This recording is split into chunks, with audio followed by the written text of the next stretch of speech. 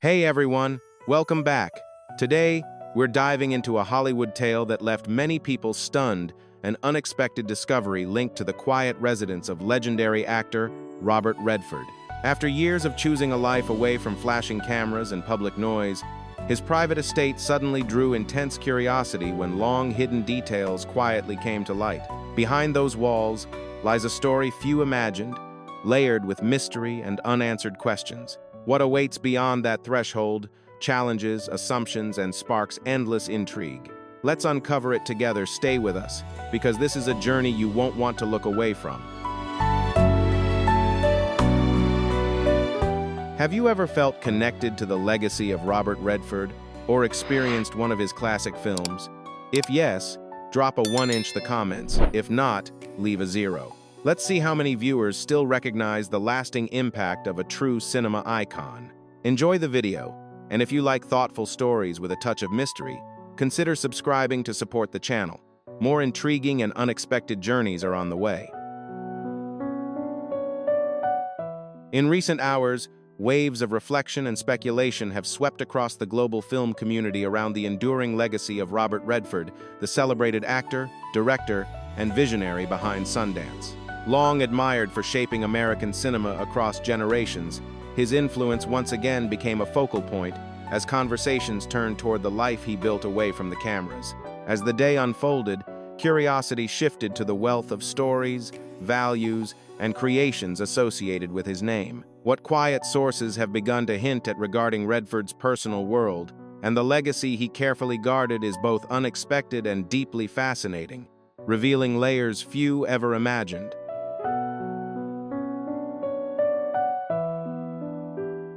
Robert Redford's Utah retreat, known as the Sundance Estate, represented far more than a simple residence.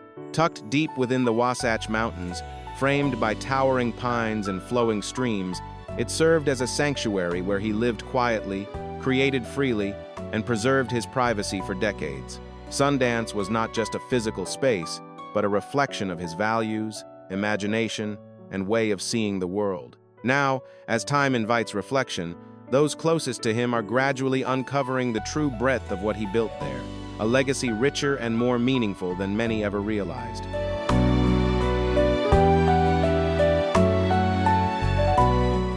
Within the rustic yet thoughtfully curated interior of the home, an unexpected reservoir of cultural significance quietly came to light. Over many decades, Robert Redford had discreetly preserved a wide range of indigenous artworks, gathered with patience and deep respect.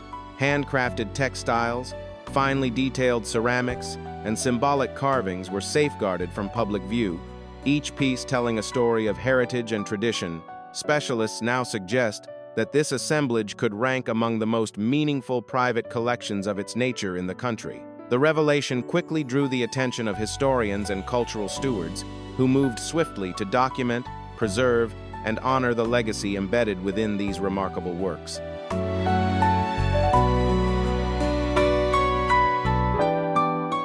Yet the true value of this place extends far beyond what hangs on the walls. The land itself is inseparable from Robert Redford's personal journey. Acquired and carefully protected beginning in the 1960s, long before the Sundance Film Festival transformed the area into a global cultural symbol, this landscape became a living statement of intent. Rather than pursuing expansion or profit, he chose restraint, allowing nature to remain undisturbed. Vast stretches of the terrain still exist, much as they once did, quietly reflecting a worldview rooted in balance, stewardship, and a deep respect for the natural world.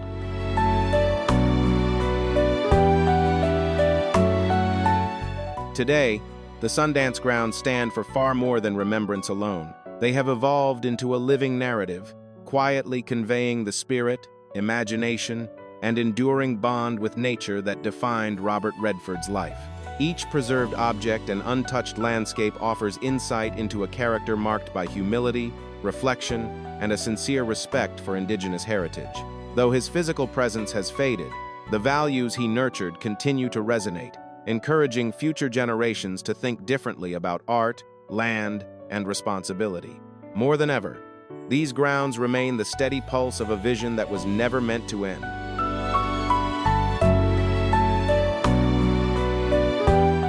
Records uncovered on the property suggest that even beyond his lifetime, Robert Redford envisioned those acres remaining safeguarded through long-term conservation arrangements. This place was never meant to be measured as property alone. It reflected a belief that nature and creativity could exist side by side, quietly protected for the future. For many observers, these documents offered a first glimpse into the true meaning of what was preserved there, not a display of material success, but a restrained dedication to heritage, memory, and the natural world. Tucked away among the mountains he cherished, this vision stands as a final, thoughtful chapter in a life guided by purpose rather than excess.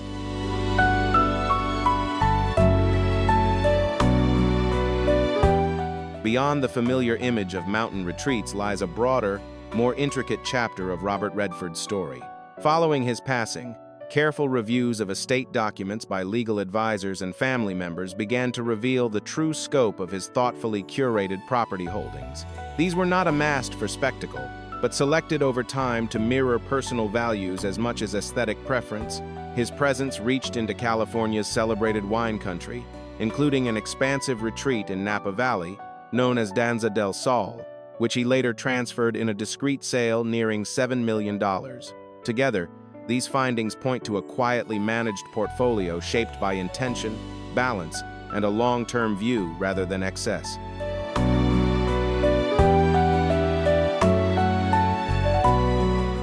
In Tiburon, Robert Redford once acquired a coastal home for a figure so modest it felt almost symbolic, only to part with it years later at a dramatically higher value. The exchange was not merely about buying and selling property. It quietly revealed a sharp sense of timing and long-range thinking.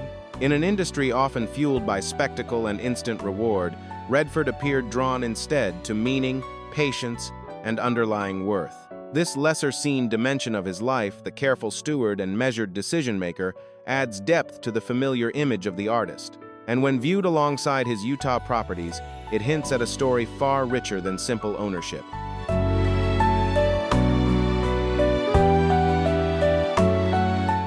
Beyond the well-known Sundance complex, Robert Redford maintained additional parcels across Utah, known only to a small circle of trusted associates. Portions of these lands were placed under conservation agreements, ensuring they would remain untouched and free from future commercial use. Other areas were structured within trusts, directing any benefits toward cultural or environmental causes.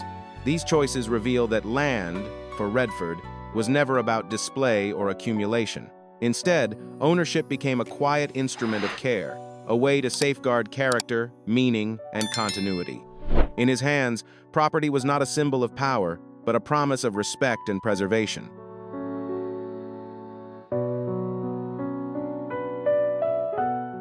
Following his passing, the intricate structure of the estate presented significant challenges for family members and appointed executors. Legal teams were required to navigate a layered network of personal holdings, conservation arrangements, and carefully designed charitable commitments. As a result, the settlement process demanded far more time and attention than initially anticipated. Yet this complexity spoke volumes about Robert Redford's long-range thinking.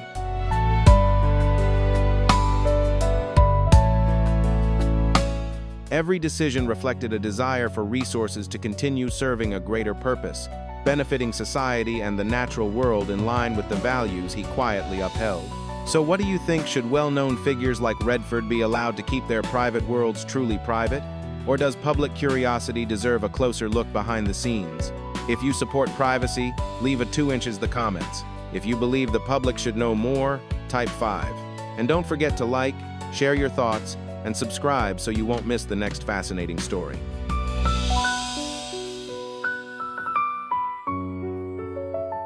For Robert Redford, land was never merely a tangible possession, but an extension of a broader philosophy shaped by time and intention. He viewed each property as a bridge linking creativity, the natural world, and a sense of shared responsibility. The thoughtful ways he acquired, preserved, and structured these spaces reveal a level of foresight that adds rare depth to his legacy. This perspective invites a deeper understanding of a side often overlooked, far beyond cinematic acclaim. In this light, Redford emerges not only as a storyteller on screen, but as a quiet guardian of nature, heritage, and enduring values.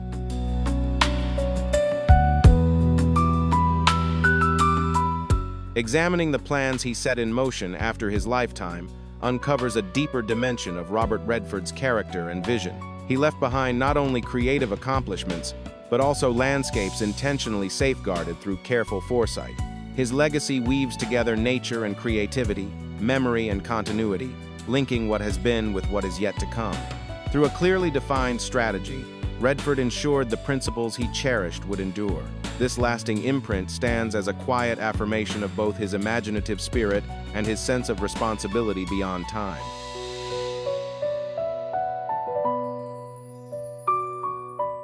In the end, Robert Redford's approach to land and property stands as a quiet testament to the mindset of a devoted creator who chose to direct his resources toward enduring principles and long-term benefit.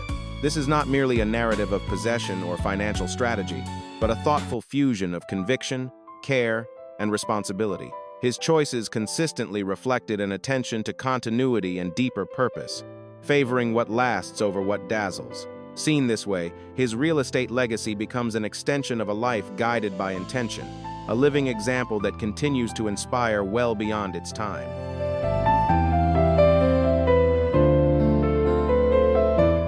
Alongside his land holdings, another essential element of Robert Redford's Sundance legacy can be found in his lifestyle venture, the Sundance Catalog. Introduced in the late 1980s, it began modestly as a small publication highlighting handcrafted items inspired by the quiet strength of the Utah landscape.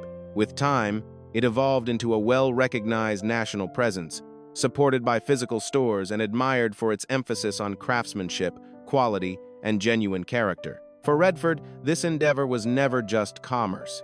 It served as a natural extension of his enduring connection to creativity, nature, and thoughtful living.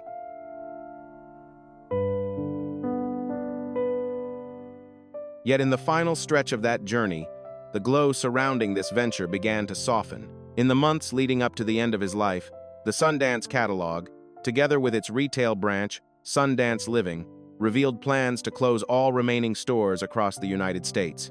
Observers pointed to a convergence of pressures shifting consumer habits, rising operational demands, and the quiet step back of Robert Redford from day-to-day leadership. The moment sparked reflection about endurance and transition within a changing marketplace.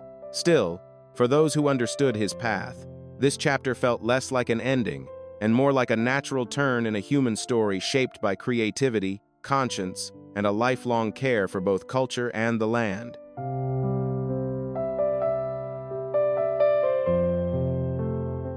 Documents made public after Robert Redford's passing have added a more complex layer to the story of his business ventures.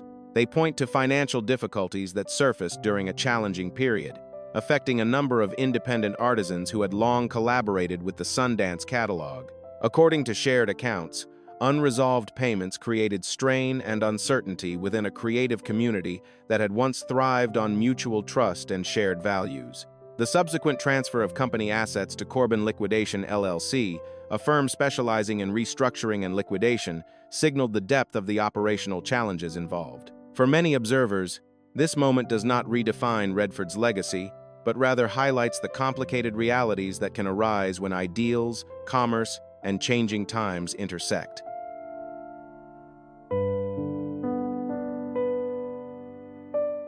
In the wake of mounting pressures, Corbin Liquidation LLC moved swiftly to release remaining Sundance Catalog inventory, aiming to generate funds and address outstanding obligations. Although Robert Redford was no longer involved in day-to-day operations during the later years, his name and influence remained inseparable from the venture. As events unfolded, the situation prompted broader reflection on stewardship and accountability within enterprises that carry a celebrated identity. A label once admired for refinement and craftsmanship found itself navigating a sobering period of financial reckoning, underscoring how even respected brands can be tested by shifting realities.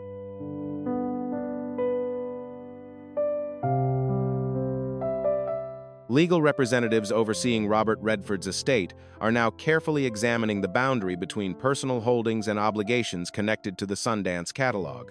Available financial documentation suggests a close structural link between the founder and the enterprise, particularly where unresolved commitments are concerned.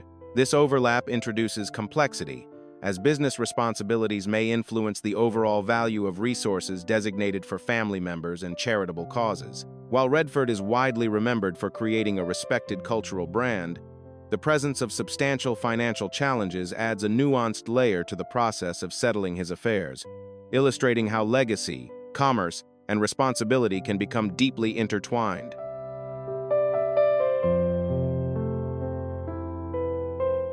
What once appeared to be a clear-cut success has gradually become an essential piece in understanding the broader legacy of Robert Redford. His story now reads as both luminous and layered, shaped by achievement as well as difficult, less illuminated moments. The unraveling of the Sundance catalog is not simply the decline of a recognizable name, but a revealing chapter about the intricate realities of stewarding influence, ideals, and responsibility at scale. In this sense, it offers a thoughtful reminder that even celebrated lives are complex tapestries, and the lessons drawn from them will continue to resonate and be examined long into the future.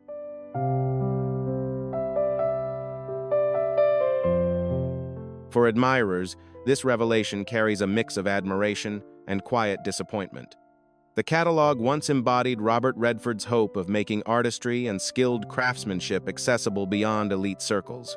Its closing, along with unresolved obligations, has inevitably softened that ideal. Yet for those reviewing the broader estate, it serves as a thoughtful reminder that even the most celebrated figures leave stories unfinished. It also highlights how the intersection of creativity, enterprise, and legacy can be delicate and uncertain, much like the arc of any life shaped under the bright, ever-shifting lights of Hollywood.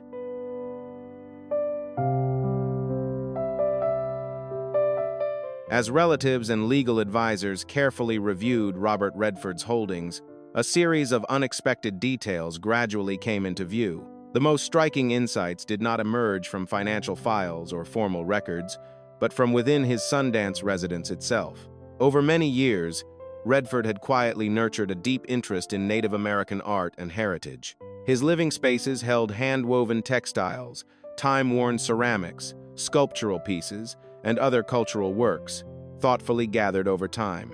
Notably, a significant number of these objects had never been formally documented or shared with the public, revealing a private world shaped by respect, curiosity, and enduring appreciation.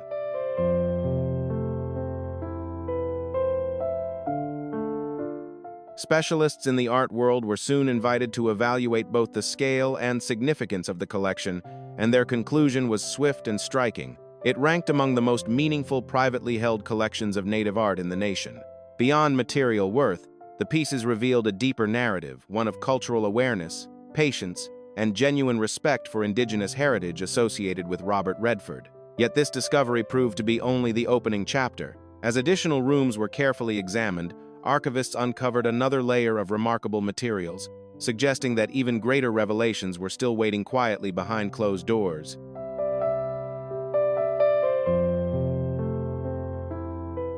Within a secured section of the residence, archivists uncovered an extensive private library that few had ever known existed. Inside were hundreds of carefully stored boxes containing letters, journals, notes, and draft manuscripts spanning nearly 7 decades of creative life. Among them was correspondence linking Robert Redford with influential figures such as Paul Newman, Jane Fonda, and Sidney Pollack. These writings extended beyond personal keepsakes, offering rare historical insight into the relationships that shaped 20th-century culture. Alongside them, handwritten reflections revealed Redford's evolving thoughts on society, environmental responsibility, and private challenges seldom shared, adding an intimate and human layer to a life often seen only from a distance.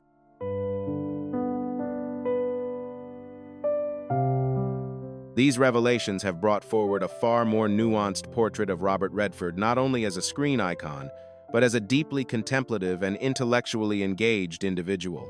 The library also houses numerous works left in progress, partial scripts, developing film concepts, outlines, and handwritten ideas. Together, they suggest that his creative drive never truly slowed, even after he publicly stepped away from filmmaking. The question of whether these incomplete projects will one day be shared remains unanswered, yet their very presence has already sparked thoughtful discussion among filmmakers and historians, inviting renewed curiosity about the quiet, creative life that continued beyond the spotlight.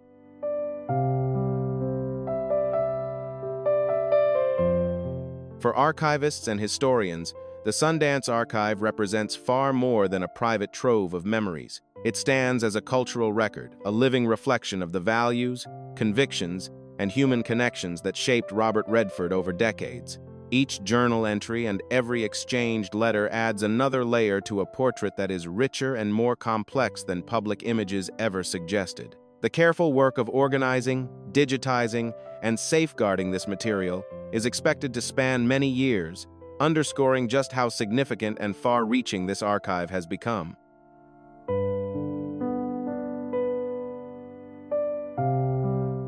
In the end, what emerged from Sundance gently transformed the public understanding of Robert Redford. He came into focus not only as a figure of cinematic achievement, but as a careful steward, a reflective mind, and a thoughtful guardian of memory. His legacy extends beyond celebrated films and well-known civic efforts, reaching into a quieter realm shaped by preservation, intention, and deep respect for culture. As these long-hidden elements come into view, they begin to tell their own story, one that continues to enrich and redefine how his life and influence are remembered.